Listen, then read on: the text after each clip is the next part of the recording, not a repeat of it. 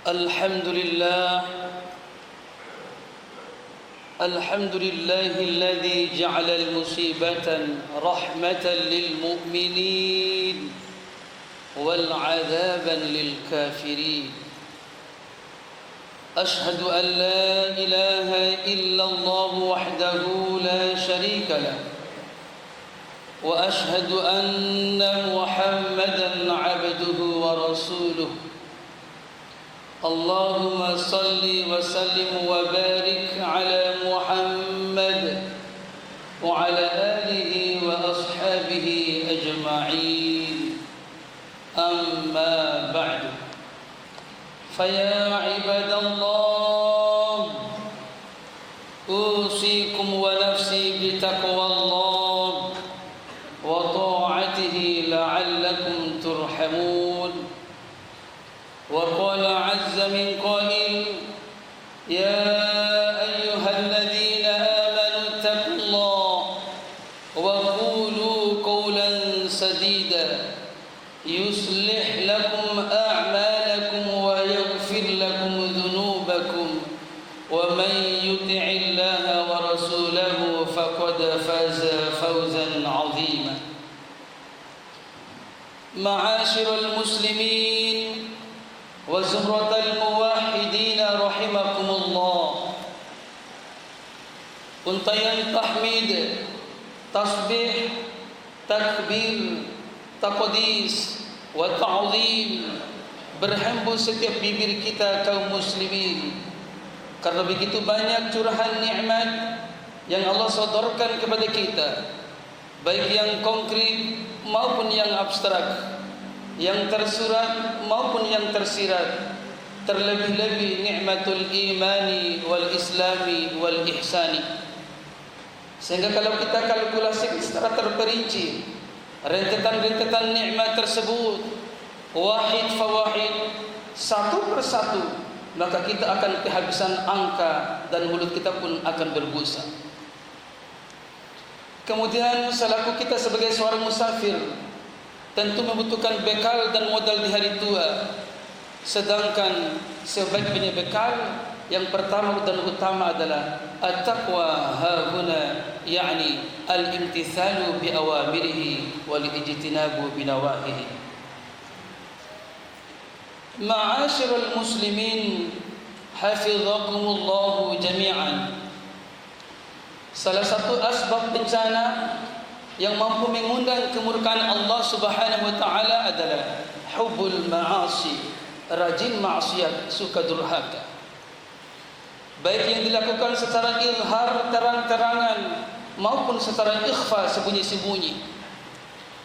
Betapa banyak rentetan amru rabbi yang kita abaikan, larangan yang kita langgar, hukum Allah yang dikesampingkan, ayat-ayat kauniyah dipandang sebelah mata, bahkan ayat-ayat kuliah dianaktirikan.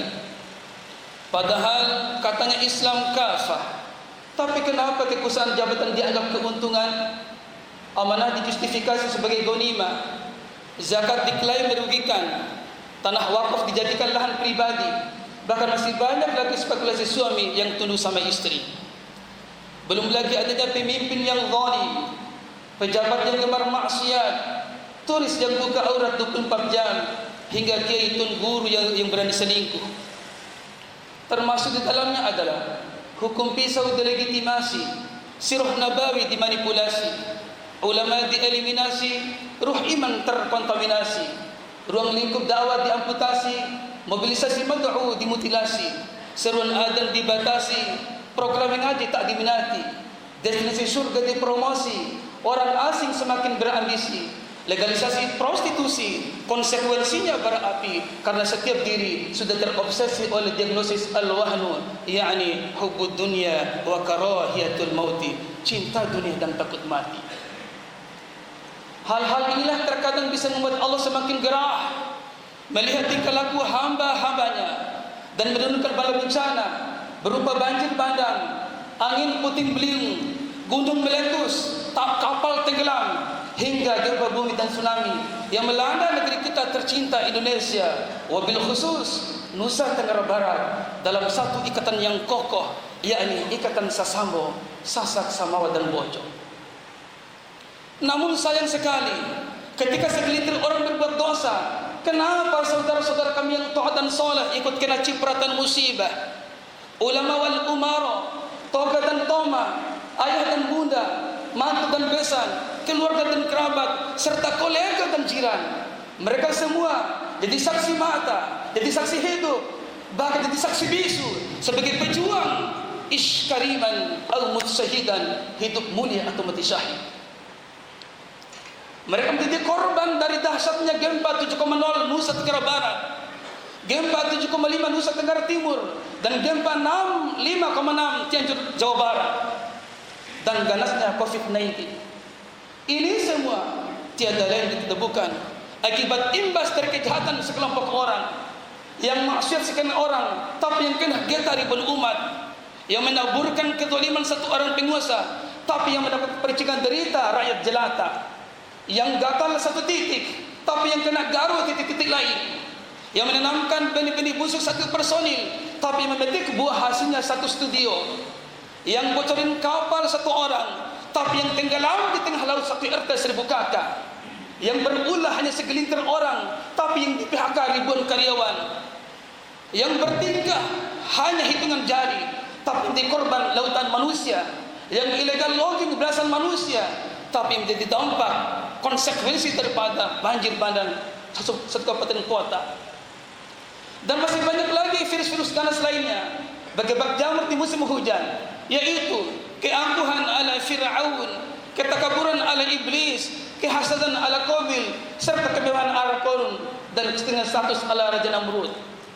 Tidakkah kita sadar di saat kita berbuat salah dan dosa, efek hukumannya tidak hanya diri kita, tapi juga orang lain, sebagaimana dijelaskan dalam Taujih Rabbani Al-Quran surah Al-Anfal surat ke-8 ayat 25 yang berbunyi, وَاتَّقُوا فِتْنَةً لَا تُصِيبَنَّ الَّذِينَ ظَلَمُوا مِنكُمْ خَاصَّةً وَاعْلَمُوا أَنَّ اللَّهَ شَدِيدُ الْعِقَابِ. Dan takutlah kalian terhadap fitnah, cobaan dan bencana yang tidak hanya khusus menimpa orang-orang zalim di antara kamu, dan ketahuilah sesungguhnya Allah amat keras siksaannya. Ma'asyiral muslimin, arsyadakumullahu jami'an. Lihatlah peta wajah Indonesia sejauh mata memandang, begitu subur dan makmurnya. Subur tanahnya, makmur tuannya. Maka pantaslah dikatakan gemah ripah loh jinawi, tongkat kayu dan batu jadi tanaman. Namun kini kondisi wajahnya telah dipenuhi oleh luka tusukan dan goresan air mata darah. Lukanya semakin menganga dan berbau amis, bahkan terinfeksi ke organ tubuh lainnya. Belum sembuh luka pertama, muncul luka-luka berikutnya di berbagai belahan bumi Nusantara, dari kota hingga ke pelosok desa, baik musibah skala terkecil tingkat regional maupun musibah skala terbesar tingkat nasional, bahkan status mendunia. Indonesia membara, mata pertiwi memerah, air mata rakyat marginal kan berdarah, perpecahan tak berarah, dan penyelewengan tidak mau mengalah. Akhirnya Tuhan dianggap serba salah. Ada apa dengan negeri ini? Ada apa dengan dirimu wahai Indonesia? Jika Anda orang taat dan soleh, maka musibah itu jadi teguran, maka musibah itu jadi ujian. Jika Anda orang beriman dan bertakwa, namun masih doyan dengan maksiat, maka musibah itu jadi teguran. Sebaliknya, tatkala Anda ingkar, kufur kepada Allah, maka musibah itu akan menjelma menjadi adab, siksaan min dari dunia ila daril akhirah. Ada apa dengan diri ini? Apakah Nusa Tenggara Barat sebagai supermarket bencana? Atau mungkin alam yang kita pijak sudah cemburu buta dan tidak mau lagi bersahabat dengan kita? Jauh-jauh Ebit dalam syairnya ingatkan kepada kita, karena setiap syair mengandung syiar. Mungkin Tuhan mulai bosan melihat kita yang selalu salah dan bangga dengan dosa-dosa, atau alam ingin bersahabat dengan kita. Coba kita bertanya pada rumput yang bergoyang. Yang jelas, apapun musibah yang menimpa diri kita dan alam bumi pertiwi ini, semuanya bersumber dari ulah tangan kita manusia, atau bahasa Al-Quran, bima kasabat aydin nas. Angin tornado, bima kasabat aydin nas. Angin puting beliung, bima kasabat aydin nas. Erupsi Gunung Semeru bima kasabat aydin nas. Tragedi laka lantas Balikpapan bima kasabat aydin nas. Bahkan tsunami juga bima kasabat aydin nas. Dan itu semua prerogatif Allah Jalla Jalaluhu. Qul innal amra kullahu lillah, kullu min indillah. Sebagaimana terekam dalam Al-Quran surah Ar-Rum surat ke-30 ayat 41 yang berbunyi, Zaharal fasadu fil barri wal bahr bima kasabat aydin nas liyudhiqahum ba'da alladhi 'amilu la'allahum yarji'un. Telah nampak kerusakan di darat maupun di bumi. Itu semua bima kasabat aydin nas, karena ulah tangan manusia.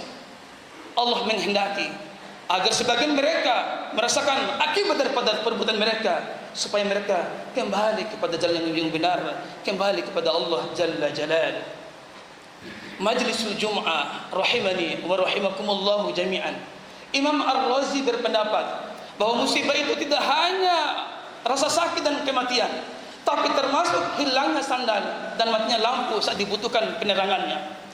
Oleh sebab itu, tidak ada jaminan bagi kita, meskipun kita dinobatkan, didaulat, dijuluki sebagai pulau 1000 masjid, tapi kalau Allah sudah murka, Allah samaratakan hukumannya. Tidak ada jaminan bagi kita, meskipun kita sudah masyhur, dikenal oleh dunia, oleh Nusantara sebagai pulau penghafal Al-Quran, output rabbaniyin warasikhuna fil ilmi. Tapi kalau Allah sudah marah besar, Allah tak pandang bulu, tidak lagi berlaku sistem ini anak emas, ini anak perak, ini muslim, ini kafir, ini ahli ibadah, ini ahli maksiat. Tidak ada dispensasi, negosiasi bagi kita. Bangunan hotel berbintang 5, Petronas Twin Tower Malaysia, tembok raksasa Cina, Taj Mahal India, serta pencakar Monas yang dibangun oleh Arsitek Ulung Indonesia, Sudarsono, Frederick Silaban, serta Insinyur Rosono sebagai anti gempa. Tapi kalau Allah sudah bertitah kun fayakun, maka dalam durasi ketipan mata bangunan itu pun roboh, runtuh, leleh, rata dengan tanah, kabaital ankabut, seperti rumah laba-laba. Ilmunya Allah kok dilawan seluas laut, sementara ilmunya manusia hanya setetes, dan itu pun dibagi-bagi ke setiap otak manusia. Wa ma utitum minal ilmi illa qalila.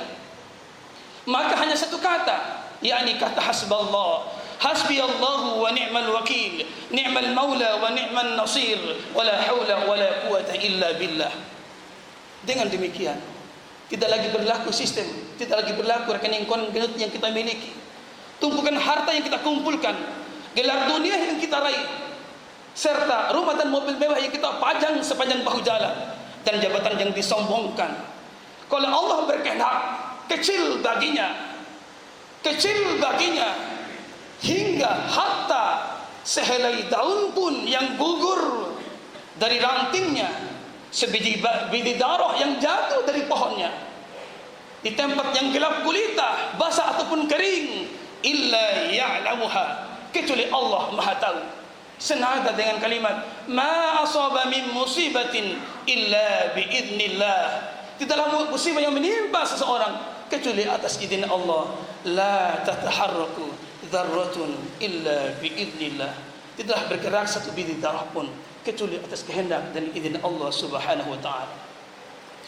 Majlis Jumaah rahimani wa rahimakumullah jami'an, dari paparan khutbah di atas dapat kita rangkum kesimpulan bahwa pertama, musibah tidak akan datang kalau tidak ada dosa. Kita kenal hukum kausa, ada aksi, ada reaksi. Menepuk air di dulang, terpesik muka sendiri. Yang kedua, musibah sebagai al-imtihan wa tadhkirah, sebagai ujian dan peringatan bagi kita manusia. Apakah kita naik kelas ataupun gugur sebagai penggugur dosa-dosa kita. Ingat, kezaliman akan terus ada, bukan karena banyaknya orang-orang jahat, tapi karena diamnya orang-orang alim. Ali bin Abi Thalib. Semoga musibah yang menimpa negeri kita tercinta Indonesia, Nusa Tenggara Barat, Cianjur Jawa Barat, bisa memberikan tarbiyatul iman kepada kita untuk terus semakin dekat kepada Allah, bukan semakin menjauh. Sedekat min hablil warid. Amin amin ya rabbal alamin. Barakallahu li wa lakum fil Qur'anil azim wa nafa'ani wa iyyakum bima fihi minal ayati wa dzikril hakim wa taqabbal minna wa minkum tilawatahu innahu huwas samiul alim. Aqulu qawli hadha wa astaghfirullah li wa lakum wa lisairil muslimina wal muslimat fastaghfiruhu innahu huwal ghafurur rahim.